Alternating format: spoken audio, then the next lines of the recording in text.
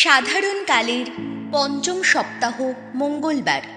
প্রথম পাঠ রাজাবলীর প্রথম গ্রন্থ ৮ অধ্যায়, পদ সংখ্যা ২২ থেকে ২৩ এবং ২৭ থেকে ৩০।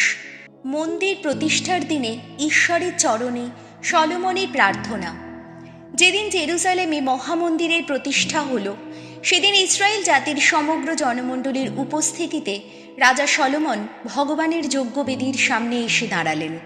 তিনি স্বর্গলোকের দিকে দু হাত তুলে এই কথা বললেন, হে ইসরায়েলের ঈশ্বর ভগবান, তোমার মতো দেবতা কোথাও আর নেই। ঊর্ধ্বের স্বর্গলোকেও নেই, নিম্নের মর্তলোকেও নেই। তোমার যত সেবক, যারা সম্পূর্ণ আন্তরিকভাবে তোমার কাছে কাছে থেকেই জীবন যাপন করে, তুমি তো তোমার সম্পাদিত সেই সন্ধি পালন করে তাদের প্রতি নিত্য করুণাই দেখিয়ে থাকো। ওগো ঈশ্বর, তুমি কি সত্যি এবার এই পৃথিবীতে বাস করবে?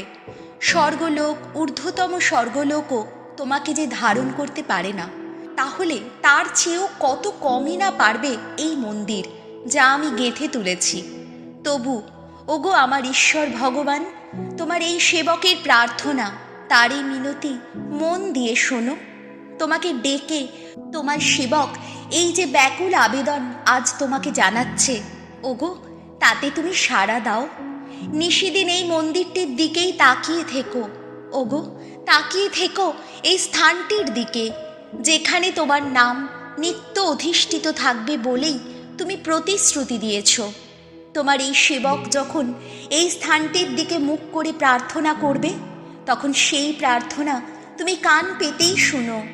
এই স্থানটির দিকে মুখ করে তোমার এই সেবক ও তোমার এই ইসরায়েল জাতির লোকেরা যখন যে মিনতি জানাবে, ওগো তখন কান পেতেই শুনো তুমি।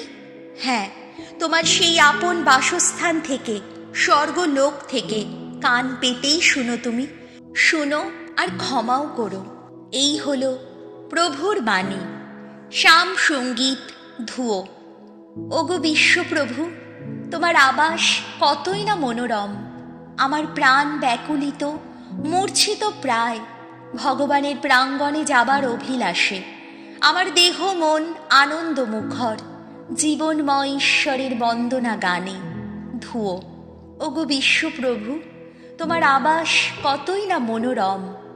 চড়ুই পাখিও খুঁজে পায় বাসা, চাতকও খুঁজে পায় তার শাবকদের রেখে যাবার নীড় তোমার বেদী প্রান্তে। বিশ্বপতি ওগো ভগবান, ওগো রাজা আমার, ঈশ্বর আমার। ধুয়ো। ওগো বিশ্বপ্রভু, তোমার আবাস কতই না মনোরম।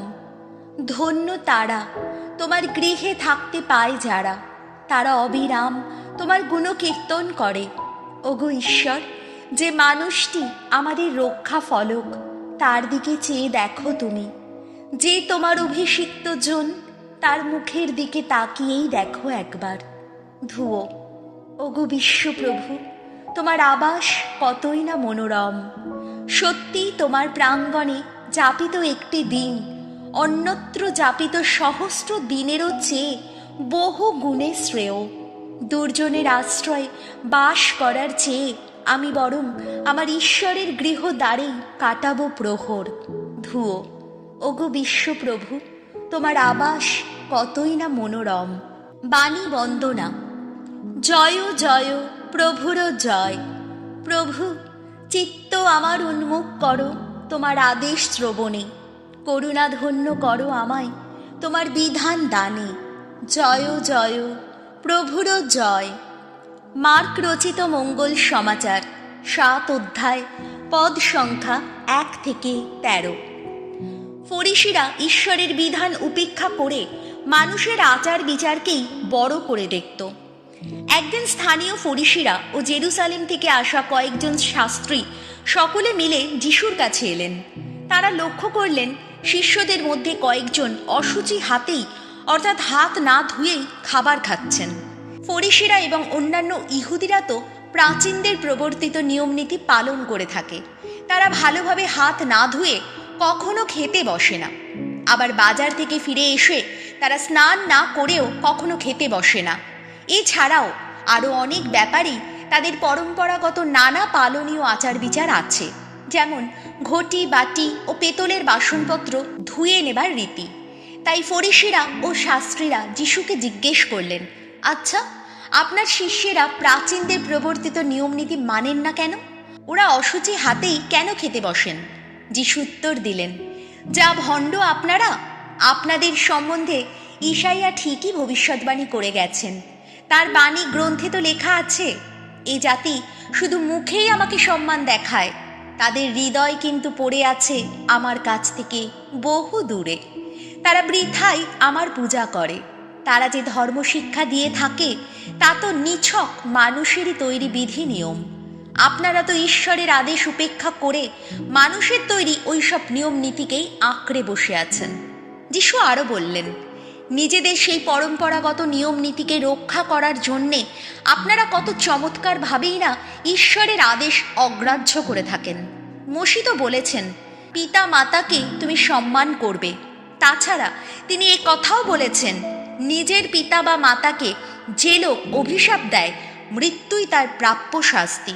অথচ আপনারা কিনা বলে থাকেন, কোনো লোক যদি নিজের পিতা বা মাতাকে বলে, আমার যা কিছু তোমার সাহায্যে লাগতে পারত, এখন তার সবই তো কুরবান হয়ে গেছে, অর্থাৎ ঈশ্বরকে নিবেদন করা হয়ে গেছে, তবে সেই লোক তার পিতা বা মাতার জন্যে আর কিছুই করতে পারে না।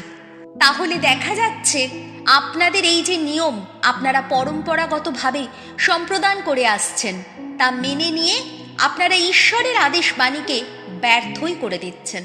এছাড়াও আপনারা তো ওই রকম আরও অনেক কিছুই করে থাকেন। এই হলো প্রভু যিশুর মঙ্গল সমাচার।